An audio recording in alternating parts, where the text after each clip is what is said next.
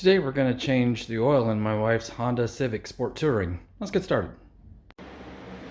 We'll start by driving it up on some ramps so we can get underneath the front of the car. Before we get started, I'm going to pop the hood. In case you don't know where that is, it's right inside the driver's door. The lever to pop the hood is right in the front. Push towards the driver door will release it. And then you can see there's a rod over here that you use to hold up the hood. Okay, getting underneath the front of the car, we have a plate that's covering up the oil filter and the drain plug. So we'll have to remove that. The front of it has a couple Phillips screws that'll have to be taken out. And the sides use these quarter turn pieces. Once we get those out, we can remove this plate. I need to mention there's two more screws on the front of this plate.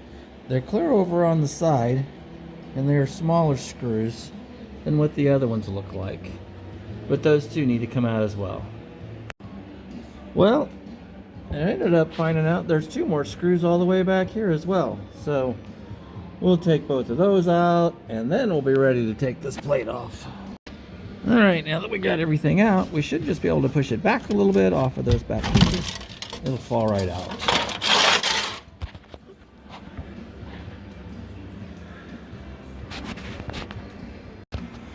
Alright, so from the front of the car, if you look underneath, there's the oil filter on the passenger side, and the oil plug is right behind it. So that's where we're going to go next.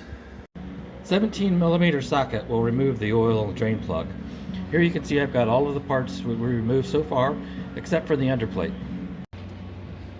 Once the oil gets finished draining, then we'll move the oil pan up underneath the oil filter so we can remove it next. While we're waiting, we'll go ahead and remove the oil cap.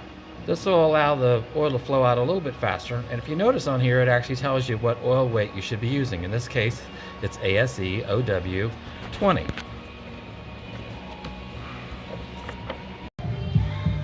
I always take just a little bit of oil, the fresh oil, and put it all the way around the seal on the new filter, and then I put the new filter on. With the oil plug back in, as well as the new filter, we're now ready to add oil. Remember to always check your owner's manual for the right type of oil and how much. The manual for this car says 4.2 quarts, so I'm going to add that now. After you get the oil added, run the car for a couple of minutes, then shut it off and wait a couple minutes for everything to settle down. Then check your oil. I know it's really hard to tell in here, but I'm just a little low between those two marks, so I'm going to add just a little bit more and then we ought to be good.